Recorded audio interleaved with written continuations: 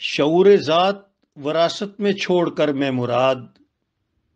कमाले ज़ात की तशजीर करके देखूंगा।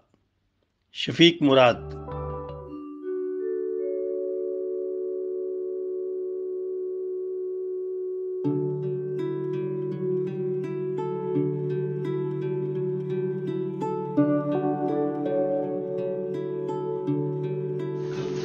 मुअज़्ज़ज़ ख़वातीन व हज़रात,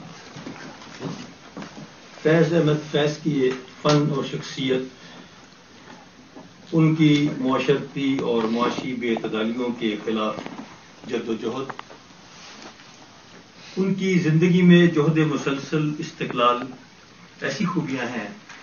जिन पर इन साल बहुत गुफ्तगू हुई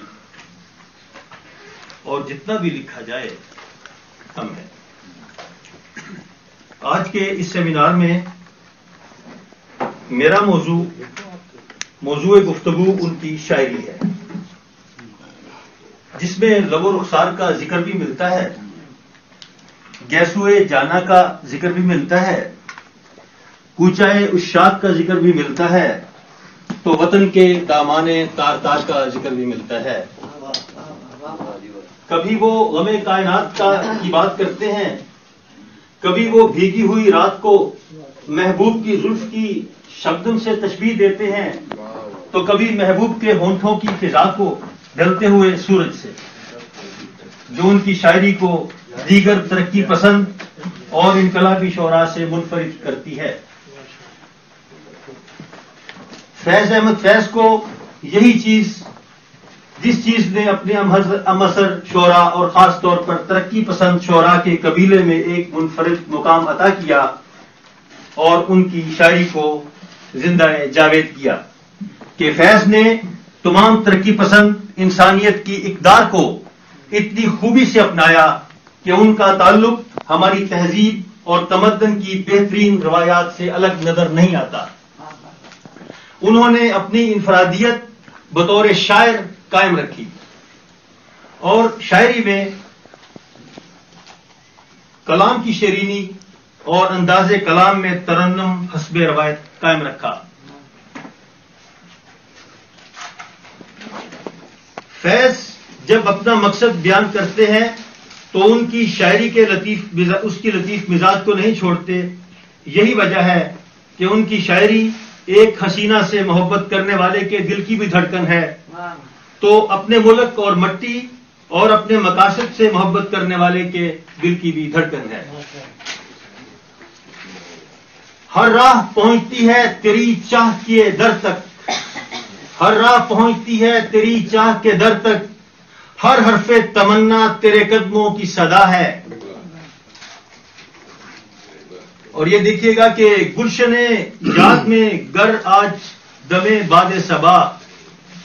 फिर से चाहे कि गुलिफ्शां हो तो हो जाने दो, फिर से चाहे कि गुलिफ्शां हो तो हो जाने दो, जैसे बेगाना से अब मिलते हो वैसे ही सही, आओ दो चार घड़ी मेरे मुकाबिल बैठो, जैसे बेगाना से मिलते हो, जैसे बेगाना से अब मिलते हो वैसे ही सही, आओ दो चार घड़ी मेरे मुकाबिल बैठो, गरचे मिल बैठेंगे हम तुम मुलाकात के बाद, अपना एहसास ज़ियां और ज्यादा होगा, हम सुखन होंगे जो हम दोनों, तो हर बात के बीच अनकही बात का मोहूम सा पर्दा होगा, कोई इकरार न मैं याद दिलाऊंगा न तुम, कोई मजमून वफा का न जफा का। उर्दू की इश्किया शायरी के सदियों पुराने मुरव्वजा अल्फाज को फैज ने अपनी शायरी में जब इस्तेमाल किया, अपनी शायरी में उन्होंने इन अल्फाज को इस्तेमाल तो किया, लेकिन उन्होंने इन अल्फाज में एक नई शान पैदा कर दी और एक नई शान पैदा कर दी। मानी आफरीनी और हुस्नकारी का हक किस तरह अदा किया, इनमें जो नए नए मानवी इम्कानात उन्होंने पैदा किए, वो उनके ज़हन की खल्लाकी का कारनामा है। उनके नजदीक अकल से मुराद मसलहत कोशी, मनफत अंदेशी, जाबर निजाम और दफ्तरशाही से समझौता है। इसी तरह रकीब से मुराद साम्राज्य है, انہوں نے اپنی شاعری میں گل، وصل اور معشوق، عشق اور عاشق کی بھی بات کی ہے. انہوں نے اپنی شاعری میں بلبل اور اندلیب کا بھی ذکر کیا، لیکن ان کی شاعری میں گل نصب العین ہے، وصل سماجی تبدیلی ہے. ان کی شاعری کی بلبل اندلیب جذبہ قومیت، حریت سے سرشار شاعر اور انقلابی ہے. عشق انقلابی جذبہ اور جذبہ حریت ہے، جبکہ وطن اور عوام کے لیے ان کی شاعری میں معشوق کا لفظ استعمال ہوا. گل چین کا مطلب سیاسی نصب العین کے حصول میں رکاوٹ ڈالنے والے عوامل ہیں. فیض کی شاعری میں بھی ہے، میں خانہ بھی ہے، رند کا ذکر بھی ملتا ہے، اور اس کے بعد اس کے نتیجے میں پیدا ہونے والے جنون کا. شراب، میں خانہ، پیالہ اور ساقی سماجی اور سیاسی بیداری کے ذرائع کی علامت کے طور پر استعمال کیا گیا. رند سے مراد مجاہد، انقلابی، باغی، اور جبکہ جنون سماجی انصاف کی تڑپ، انقلاب اور انقلاب کی خواہش کی تڑپ کے لیے انہوں نے استعمال کیا. فیض کی شاعری میں ان الفاظ کے ان معانی کے تناظر میں جب یہ اشعار پڑھے جائیں تو فیض کا پیغام بھی سامنے آتا ہے، اور شعری حسن بھی نہ صرف قائم رہتا ہے بلکہ مزید نکھر کر سامنے آتا ہے. جب وہ کہتے ہیں کہ سننے کو بھیڑ ہے سرے محشر لگی ہوئی، تہمت تمہارے عشق کی ہم پر لگی ہوئی، اور رندوں کے دم سے آتش میں کے بغیر بھی، رندوں کے دم سے آتش میں کے بغیر بھی، ہے میں کدے میں آگ برابر لگی ہوئی. اسی طرح یہ شعر جس میں انہوں نے کفے گلچی، بوئے گل اور بلبل کے الفاظ استعمال کیے ہیں، الفاظ کے معنی کے تناسب سے جو بھی میں نے اوپر بیان کیے اگر دیکھا جائے تو مقصد فیض اور فیض فہمی مزید آسان ہو جاتی ہے. دست سیاد بھی عاجز ہے،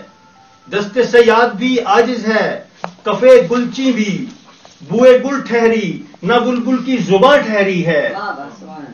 فیض اس بات پر یقین رکھتے تھے کہ ادب کی تخلیق ایک سماجی فعل ہے. ان کے نزدیک ادب الفاظ کے وسیلے سے انسانی تجزیے کے مؤثر اور باصلی کا اظہار کا نام ہے. وہ اکثر کہا کرتے تھے کہ ادیب سماج کا باشعور رکن ہوتا ہے. ایسے سماج یا معاشرہ سے ادیب کے دو رشتے ہیں، ایک سماج کے عام رکن کی حیثیت سے اور دوسرا ادیب کی حیثیت سے، اور اس طرح ادیب پر دوہری ذمہ داری عائد ہوتی ہے. فیض احمد فیض نے اپنے بیروت کے قیام کے دوران جب لبنان کی فوجوں نے اسرائیل پر حملہ کیا تو فیض جس فلیٹ میں مقیم تھے اس فلیٹ کے شیشے ٹوٹ گئے، اور جب ان سے ایک پاکستانی جو تسلیم اللہ زلفی کینیڈا میں رہتے ہیں وہ بھی اس وقت وہاں مقیم تھے، جب وہ انہیں ملنے گئے تو ان سے کہا کہ فیض صاحب آپ نے ان حالات کے اوپر کیا لکھا؟ تو انہوں نے اس موقع پر جو غزل لکھی تھی اس کے دو اشعار آپ کی خدمت میں پیش کرتا ہوں کہ سبھی کچھ ہے تیرا دیا ہوا، سبھی راحتیں سبھی کلفتیں، کبھی صحبتیں کبھی فرقتیں، کبھی دوریاں کبھی قربتیں، جو تمہاری مان لے ناصحا تو رہے گا دامن دل میں کیا، جو تمہاری مان لے ناصحا تو رہے گا دامن دل میں کیا، نہ کسی عدو کی عداوتیں نہ کسی صنم کی مروتیں. فیض احمد فیض کی شخصیت اور ان کی شاعری خاص طور پر نظمیں ساحرانہ کمال رکھتی ہیں. فیض نے اگرچہ غزلیں لکھی، اگرچہ انہوں نے غزلیں کہیں، تاہم وہ بنیادی طور پر نظم کے شاعر تھے. نظم اور غزل کی تخلیق میں یہ ادبی تناسب بجائے خود اس بات کا اظہار کرتا ہے کہ فیض کو اصلاً نظم ہی مرغوب تھی، اور بے شک نظم گو فیض غزل گو فیض سے کی نسبت کہیں بڑا شاعر ہے. فیض کی غزلوں میں عشق اور انقلاب دونوں موضوعات کبھی کبھی ساتھ چلتے ہیں تو کبھی، جیسا کہ میں نے پہلے عرض کیا کہ کسی حسینہ سے عشق کرنے والے عاشق کے دل کی دھڑکن بھی ہیں تو وطن سے محبت اور درد رکھنے والے کے دل کی دھڑکن بھی ہیں. تاہم واردات عشق کا زیادہ اظہار نقش فریادی اور کسی حد تک اس کے بعد کی کتاب دست صبا میں ملے گا. جیسا کہ نقش فریادی کا پہلا شعر ہے یا پہلا بند ہے کہ رات یوں دل میں تیری کھوئی ہوئی یاد آئی، جیسے ویرانے میں چپکے سے بہار آ جائے، جیسے ویرانے میں چپکے سے بہار آ جائے، جیسے صحراؤں میں ہولے سے چلے باد نسیم، جیسے بیمار کو بے وجہ قرار آ جائے، اور پھر وہ وقت نہ لائے کہ سوگوار ہو تم، ان کی نظم کا آخری شعر آ کے تھوڑا سا پیار کر لیں ہم، زندگی زر نگار کر لیں ہم، پھر ان کی یہ نظم کہ میری جان اب بھی اپنا حسن واپس پھیر دے مجھ کو،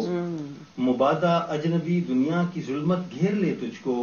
میری جان اب بھی اپنا حسن واپس پھیر دے مجھ کو۔ فیض بنیادی طور پر عاشق مزاج تھے، عشق انہوں نے ہر عاشق کی طرح مکتب عشق بتاں سے سیکھا، اور نقش فریادی کے پہلے حصے کی آخری نظم پر اس کیفیت کا اختتام ہوا جب وہ یہ کہتے ہیں کہ بربتے دل کے تار ٹوٹ گئے۔ پھر نقش فریادی کا دوسرا حصہ اور اس کی وہ پہلی نظم جہاں سے فیض عشق کی ان منزلوں کو پھر طے کرتے چلے گئے کہ جن کو آج ہم ریڈیو پر باتیں کر رہے ہیں، اور وہ نقش فریادی کے دوسرے حصے کی پہلی نظم کہ مجھ سے پہلے سی محبت میرے محبوب نما، یہاں سے ان کے اندر کے عاشق و عشق کی نئی راہوں سے آشنا کرتی ہوئی نظر آتی ہے۔ اور وہ خود یہ کہتے ہیں کہ پہل جب اہم فوجی اور سیاسی تحریکوں کے ساتھ ساتھ نثر و نظم میں بیشتر سنجیدہ فکر و مشاہدے کی بجائے کچھ رنگریلیاں منانے کا انداز تھا۔ نقش فریادی کی ابتدائی نظمیں اسی ماحول کے ذریعے سے مرتب ہوئیں، اور پھر لکھتے ہیں لیکن ہم لوگ اس دور کی ایک جھلک بھی ٹھیک سے نہ لکھ سکے، بلکہ صحبت یار آخر شد۔ میں مضمون میں اختصار کی طرف آتا ہوں۔ اس کے بعد فیض احمد فیض کی تمام کتب جن کے بارے میں تفصیل سے میں نے یہاں لکھا تھا، اور اس کے بعد یہ ہے کہ پھر فیض کا یہ عشق آگے چلتا چلا گیا، اور پھر انہوں نے کہا کہ جو رکے تو کوہ گراں تھے ہم، جو چلے تو جان سے گزر گئے، رہے یار ہم نے قدم قدم تجھے یادگار بنا دیا۔ پھر وہی فیض کو یا کوہ یار پسند آتا یا تختہ ادار پسند آتا، اور پھر اس نے تو یہاں تک کہہ دیا کہ میرے مرنے کے بعد بھی میرے قاتل اور میرے مقاصد کے دشمن جو ہیں وہ یہ نہ محسوس کریں، وہ اس خوش فہمی میں نہ رہیں کہ میرے مرنے سے میرا مقصد ختم ہوا، کرو کج جبیں پہ سرے کفن، میرے قاتلوں کو گمان نہ ہو کہ غرور عشق کا بانگ پر پس مرگ ہم نے بلا دیا۔ نقش فریادی، دست صبا، زندہ نامہ، اور اس کے بعد ان کی تمام کتب جن کا یہاں تفصیل سے میں نے ذکر کیا۔ اب اختتام کی طرف سے آتا ہوں، اور پھر اس کے ساتھ جو ہے وہ یہ کہ